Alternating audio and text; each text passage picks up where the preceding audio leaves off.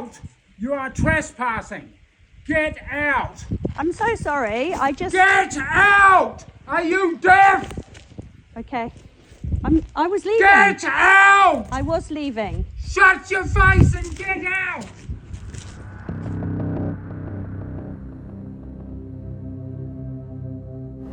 It's a long, barren road out to the Murray's property, but we're just about here.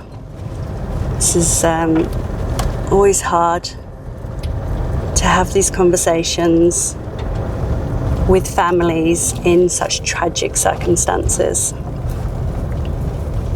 But here we go.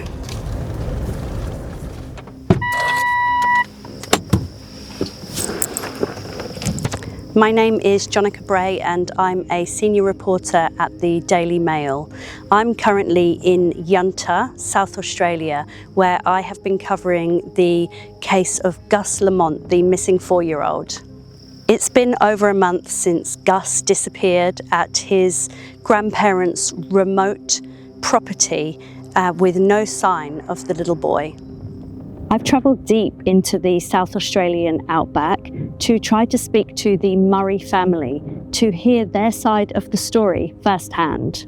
But what unfolded when I arrived was something I could never have expected. Get out! Are you deaf? Within minutes, I found myself staring down a shotgun. Here's what we know about that fateful day more than a month ago when Gus went missing. Gus was playing on a pile of dirt outside the property that afternoon. Grandmother Shannon discovered Gus was gone when she went to call him inside for dinner at around 5:30 p.m. The family reported him missing 3 hours later. Shannon was inside the homestead looking after Gus's 1-year-old brother Ronnie when the little boy vanished.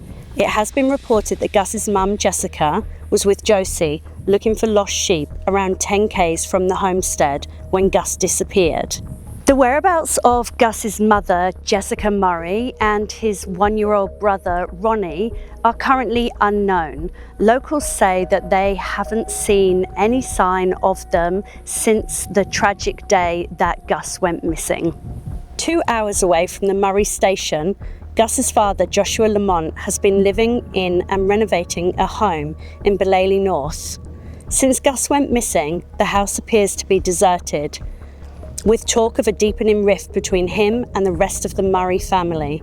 It's understood Joshua only found out that his child was missing when the police woke him up in his Bellesley North home hours after Gus had vanished. South Australia police say there are no suspicious circumstances surrounding Gus's disappearance and that they believe the boy had wandered off.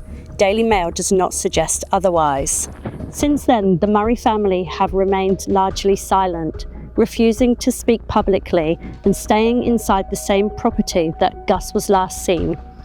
I set out for Oak Park Station to ask the family if they were ready to break their silence. But what I encountered when I arrived at the property shocked me and turned this reporting trip into something far more dangerous than I ever anticipated.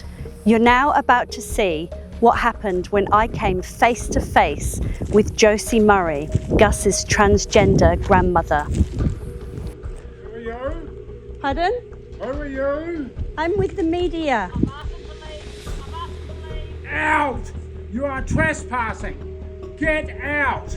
I'm so sorry, I just... Get out! Are you deaf? Okay. I was leaving. Get out! I was leaving. Shut your face and get out! We'll have the police on you because you've been warned not to come here. Get out! I haven't been here Get before. out! I haven't been here before. What are you deaf? Get out! Shocked and shaken, my photographer and I fled the property and made our way back to Yunta. The following day, I made a police report about what had unfolded at the property. The altercation happened just hours before the police announced that they would resume the search for little Gus for the 3rd time. So I'm here on the road leading up to the Yunta property where Gus Lamont went missing just over 30 days ago. Behind me is the search, rescue and police who are arriving for the third search for Gus Lamont. The plan today is to dredge the dam, which is on the property. It's about 4.5 meters deep, and we actually don't know how long this is going to take, but we're going to follow the convoy now up to the homestead and cover this story as it unfolds. Just driving up to the Oak Park property. So this is the homestead where Gus Lamont was last seen. So this is the third search that starts today for Gus Lamont. The previous two were called off after no trace of the little boy was found. The convoy of search and rescue, police have already headed up. We're just hanging back a little bit now as we go. It's probably another 45 minutes until we get up to the property. It's a really long, dusty, bumpy, rugged terrain out here. The dust from the convoy of the vehicles just fills the whole air. It's impossible to see. So we're just hanging back a little bit now so that we can just drive up there safely. Obviously there's a lot of tension in the air today. I can just only imagine how the family will be feeling right now. Whilst certainly don't want to find Gus in the dam. It's possibly the only closure that the family are going to have, so I don't feel like there's any good outcomes from today, but maybe it brings some peace to people, which I feel like this whole community needs, because the mystery of Gus's disappearance is one that the community are never going to recover from, and everybody needs answers. In Friday's search, officers will once again focus their attention on the family's homestead. The property is so remote, it is at the far end of a 40k lonely, deserted road. It is quite literally in the middle of nowhere. This is a story of a missing child and a family on edge. We're going to be here for the rest of the weekend and as long as the search is in place, and we will be keeping you updated.